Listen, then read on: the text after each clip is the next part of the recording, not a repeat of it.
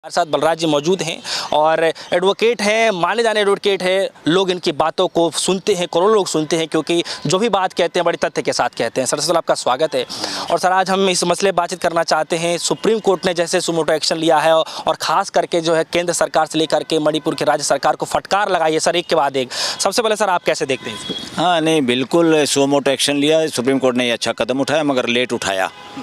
घटना 4 मई की है और 28 जुलाई की बात है या 24 जुलाई की, जब सुप्रीम कोर्ट ने इसमें सुमो मोटो एक्शन लिया, कुछ बयान दिया। इतने दिन इंतज़ार नहीं करना चाहिए सुप्रीम कोर्ट को। 2-2.5 महीने 3 महीने के करीब बहुत ज़्यादा समय होता है देश में, इसलिए हर हाई कोर्ट और सुप्रीम कोर्ट को हफ्ते से ज़्यादा वेट नहीं करनी चाहिए। अगर लॉ एंड ऑर्डर की समस्या देश में कहीं भी है या कहीं भी किसी के साथ अन्याय हो रहा है या लोगों के मौलिक अधिकारों का हनन हो रहा है, तुरंत उसमें एक्शन लेना चाहिए। सुप्रीम कोर्ट हाई कोर्ट के जजों की ड्यूटी है कि 1 हफ्ते से ज़्यादा इंतजार ना करें। बहुत ज़्यादा इंतजार किया इसमें, मगर चलो देर आए दुरुस्त आए। लेकिन सर सुप्रीम कोर्ट ने जिस तरीके से आपने कहा कि काफ़ी देर हो गई है, सवाल सर यहाँ पे हो रहा है कि सुप्रीम कोर्ट ने भी इसी बात का जिक्र किया है और कहा है कि घटना 4 मई की और जो मामला दर्ज हो रहा है वो 18 मई को हो रहा है। इतनी देरी क्यों, कहाँ इतना टाइम लग गया? बिल्कुल, इससे तो साबित होता है ना, यही तो रूल ऑफ लॉ होता है, यही लॉ एंड ऑर्डर होता है। इन दोनों बातों से पता चलता है कि देश में रूल ऑफ लॉ और लॉ एंड ऑर्डर की स्थिति क्या है। 4 तारीख को इतनी दुर्दांत घटना होती है देश में, इतनी शर्मनाक घटना होती है जो देश के विभाजन के वक्त हुई। उस तरह की घटना हुई और उस तरह की घटना होने के बाद भी एफआईआर इतना देर से दर्ज होना, इससे पता चलता है देश में कानून का राज्य है या किसी और का राज्य चल रहा है, या कोई तानाशाही चल रही है या रूल ऑफ लॉ नाम की कोई चीज़ नहीं है इस देश में। सर एक शब्द का जिक्र किया जा रहा है, सीजीआई ने कहा है हीलिंग टच की ज़रूरत है। सर ये क्या है, कैसे? देखो, हीलिंग टच की ये ज़रूरत है। जैसे लड़ाई में एक कोई पक्ष को आघात होता है, मानसिक होता है, शारीरिक होता है, उनके दिलों में वो बात बैठ जाती है। जब लोगों के दिलों में बात बैठ जाती है तो बहुत दिनों के बाद भी उसका रिएक्शन आता है समाज में। कभी कभी बहुत बार ऐसा होता है। आपने तो पता ही है कि उधम सिंह ने कैसे अपने फादर का और दूसरे निहत्थे लोगों की जान का जो गई थी जलियांवाला बाग में, कैसे बदला लिया था इंग्लैंड जाके। तो इसी को कहते हैं कि हीलिंग टच देना चाहिए। हीलिंग टच का मतलब क्या है? जो कुछ हो गया उसको भुलाने की कोशिश की जाए, मरहम पट्टी लगाई जाए, न कि शरीर पे, लोगों के मनों पे, दिलों को जीतने की कोशिश की जाए, ताकि उन लोगों को महसूस हो, लोगों को जिनके साथ अन्याय हुआ है, कि भाई ये अन्याय तो हो गया मगर ये सरकार और ये लोग हमारे साथ हैं, ये हमारे परमानेंट दुश्मन नहीं हैं। इसलिए इसका नाम है हीलिंग टच, कि ऐसा टच, ऐसा मानसिक, ऐसी संवेदना दिखाते हुए ताकि लोगों के अंदर अपनापन जागे और भय का वातावरण उनके दिमागों से ख़त्म हो और बदले की भावना और कोई भी आक्रोश उनके अंदर जमा ना हो दिमागों में। लेकिन सर केंद्र सरकार की तरफ से जो वकील आए हैं सर, उनका साफ तौर पे कहना है कि मतलब जो डिटेल दिए गए थे उसमें बताया, सुप्रीम कोर्ट ने इस पर सख्त टिप्पणी पूछते हुए कहा कि महिला उत्पीड़न मामले में कितने हैं, घर और जो हिंसा है उसके मामले कितने हैं, इस पर डिटेल क्या है सर?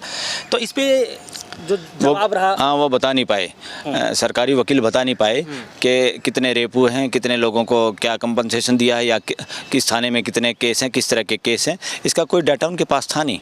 ये दिखाता है कि कितने संवेदन है सरकार, संवेदना लोगों के प्रति है कि नहीं है। अगर अदरवाइज़ तो लॉ एंड ऑर्डर की सिचुएशन में तुरंत हर आंकड़े तुरंत अवेलेबल होने चाहिए। जहाँ पर केस दर्ज होता है, एक सेंट्रल एजेंसी भी होती है हर स्टेट में भी, सेंट्रल गवर्नमेंट में भी, कि तुरंत वहाँ फॉरवर्ड किए जाते हैं क्या क्या अपराध हुआ है। अपराध में सजा होना ना होना तो बाद की बात है, कितने अपराध रजिस्टर्ड किए गए हैं। और 6000 केस अगर एफआईआर दर्ज हुई है तो इससे मानना पड़ेगा इतने छोटे से स्टेट में 6000 तो एफआईआर दर्ज हुई हैं। और जो एफआईआर 4 को होनी चाहिए थी इतने बड़ी घटना की, वो भी कितने दिन बाद होती है। इससे अंदाज़ा लगाया जाता है 6000 मामले नहीं हुए, मामले बहुत ज़्यादा हैं, बहुत सारी तो एफआईआर दर्ज अभी हुई भी नहीं है। इससे साबित होता है। अच्छा सर, एक चीज़ और भी है, एक वीडियो जो वायरल हुई थी, उसी वीडियो को देखते हुए जो है सुप्रीम कोर्ट ने कहा है कि जो है 0 एफआईआर का जिक्र किया है सर, उसको कि ना करने को लेकर के वो चिंता जाहिर किया है। सर उसमें कैसे देखते हैं, क्या होता है? देखो, 0 एफआईआर तो क्या है, मान लो किसी के साथ भी कोई घटना हुई है, वो कहीं भी जहाँ पर वो आदमी है वो भय के मारे वहाँ नहीं करा सकता जहाँ पे उसको डर है, या उसी मौके पे जहाँ उसके साथ अन्याय हुआ, अपराध हुआ है किसी के साथ, वो वहाँ नहीं करा सकता, या वहाँ उसकी एफआईआर दर्ज नहीं हो रही। वो आदमी चुपचाप कहीं देश के किसी भी जगह पर जाके एक FIR दर्ज करा सकता है, सूचना पुलिस को दे सकता है। उसका काम नाम है जीरो FIR। जीरो FIR का असली मतलब ये हुआ जिस थाने में उस अपराध के प्रति कार्रवाई नहीं की जा सकती कानून के तहत, मगर उसकी इन्फॉर्मेशन पुलिस को मिल गई है कहीं भी, वो वहाँ उसी थाने को फिर वो फॉरवर्ड कर दी जाती है। इससे साबित हो जाता है ताकि कोई आदमी भी भय के मारे FIR दर्ज कराने से अगर डरता है, वो कहीं भी अपने दिल से या उसके सहयोगी कहीं भी मिल के उसका साथ दे के देश के किसी भी कोने में कहीं भी किसी पुलिस स्टेशन में जो FIR दर्ज करा सकते हैं, करते हैं, उसका नाम है जीरो FIR। जहाँ पर वो आदमी है, जहाँ पर वो अपनी सुविधा के अनुसार FIR दर्ज कराना चाहता है, इन्फॉर्मेशन देना चाहता है पुलिस को, वो जीरो FIR है। वो जीरो FIR फिर वहाँ फॉरवर्ड करनी पड़ती है जहाँ पे वो दुर्घटना घटी, जहाँ की पुलिस को उस पर कार्रवाई करनी पड़ती है फिर। अच्छा सर, आपको क्या लगता है जिस हिसाब से सर कोर्ट ने जो बोला कि जो है आपने किस मामले में कितने केस FIR दर्ज किए हैं और महिला उत्पीड़न मामले में कितने FIR दर्ज किए हैं, उस पर जो जवाब न देना, सर आप इसको कैसे देखते हैं? क्या कोई कमी है या फिर जो है ये क्या कमी रही, क्या कोई लापरवाही रही है जिसकी वजह से जवाब नहीं दे पा रहे हैं कोर्ट के अंदर? इसके बिल्कुल फैक्चुअल डेटा नहीं। बिल्कुल, मैं तो कह रहा हूँ जो वकील हैं सरकार की तरफ से, जो वकील पैरवी करते हैं, उनको भी इतनी अकल होती है, वो सरकार से ये चीज़ें पहले ही मांग लेते हैं, पूरी डिटेल मांगते हैं। भाई हो सकता है कोर्ट क्या प्रश्न पूछे, उसके लिए तैयार रहना चाहिए। वकीलों का काम चाहे सरकार के हैं चाहे प्राइवेट किसी लिटिगेंट के हैं, उनका काम होता है सरकार के कोर्ट की मदद करना, to assist the court up to reaching to the justice. Court की मदद करनी है ताकि कोर्ट सही न्याय कर पाए, ये काम है वकीलों का। सरकारी वकील का या प्राइवेट वकील का हम स्पोक्समैन नहीं, हम प्रवक्ता नहीं है। ना सरकारी वकील प्रवक्ता है सरकार के, ना कोई प्राइवेट प्रैक्टिशनर जो प्राइवेट पार्टी की तरफ से होता है वो प्रवक्ता है। हम प्रवक्ता नहीं होते, we are not spokes person. इसलिए सरकारी वकीलों को भी ध्यान रखना चाहिए इस देश के, चाहे सॉलिसिटर जनरल है, चाहे अटॉर्नी जनरल है, चाहे दूसरे छोटे वकील हैं दूसरे, या कोई भी वकील है, वो प्रवक्ता नहीं होता। वो पार्टी के लिए झूठ बोलना, पार्टी के लिए षड्यंत्र रचने में वकील को मनाही है। वकील सिर्फ और सिर्फ कोर्ट की मदद करता है, कोर्ट जो पूछे उसका जवाब देता है, तथ्यात्मक जवाब देता है, सही जवाब देता है ताकि कोर्ट न्याय तक पहुंच सके। मगर ज़्यादातर देश में क्या हो रहा है, ज़्यादातर सरकारी वकील या कई बार दूसरे वकील भी ये दिखाई देते हैं जैसे ये कोर्ट की मदद करने की बजाय कोर्ट को डेविएट करने की कोशिश करते हैं, जो कि गलत है, जो कि प्रोफेशन का भी अपमान है और वो एक तरह से कंटेम्प्ट ऑफ प्रोफेशन भी है वकीलों की तरफ से। वकीलों का कोई काम नहीं है बचाव करना। बचाव करने का मतलब ये नहीं है कि तुम झूठ बोल के तथ्यों को छुपा के और ये तथ्यों को तोड़ मरोड़ के पेश करना, ये एक तरह से अपराध की श्रेणी में आता है। वकीलों को इससे बचना चाहिए और सरकारी वकीलों को तो ज़्यादा बचना चाहिए, क्योंकि सरकारी वकील खाली सरकार की तरफ से नहीं बोलते। सरकार एक व्यवस्था होती है, वो व्यवस्था पूरे देश के लिए होती है। वो व्यवस्था ही अगर किसी के साथ अन्याय करती है तो सरकारी वकीलों को और मुखर होकर बोलना चाहिए कोर्ट के सामने, और सरकार और कोर्ट के बीच में भी वो एक सेतु की तरह काम करें ताकि लोगों के साथ सरकार या व्यवस्था अन्याय ना कर पाए। ये है ड्यूटी तो। मगर वो एडवोकेट हैं बांसुरी स्वराज, सुषमा स्वराज की बेटी, वो सरकार की तरफ से कुछ बोल रही थी, शायद सुप्रीम चीफ जस्टिस साहब ने उनको भी कुछ लिटिल बिट, वो उनका ये कहना था कि जो है अन्य राज्यों में भी इस तरह की घटनाएं परेड किया। हाँ, ये होता है कि तथ्यों को तोड़ मरोड़ के पेश करना या डेविएट करना मुद्दे को, ताकि कोर्ट का ध्यान कहीं और भटक जाए। ये कोर्ट की असिस्ट करने की जो ड्यूटी है वकीलों की, उसको कोर्टों की मदद करने का, ये उससे वो काम नहीं हो रहा था। वो ये गैरकानूनी काम है, अनप्रोफेशनल है, ये प्रोफेशनल काम नहीं है वकीलों का। सर, क्या आपको भी लगता है कि जो मणिपुर के जो घटनाएं हुई हैं, जिसमें साफ तौर पे कहा जा रहा है जो पीड़ित हैं उनका साफ तौर पे कहना है कि पुलिस ने ही खुद भीड़ को सौंप दिया इस तरीके से करके, और दूसरी तरफ अगर देखा जाए तो जो वकील हैं, सरकारी वकील हैं, वो साफ तौर पे कहते हैं कि अन्य राज्यों में भी इस तरह की घटनाएं हुई हैं जहाँ पे इस तरह के परेड कराए गए हैं। तो क्या लगता है सर उस घटना को और अन्य राज्यों से जोड़ना? सर नहीं, जोड़ना तो बिल्कुल बेवकूफ़ी है, नॉनसेंस है। जिन भी वकीलों ने इस तरह की दलील देने की कोशिश की, क्वेश्चन मार्क है उनकी प्रोफेशनल योग्यता पे।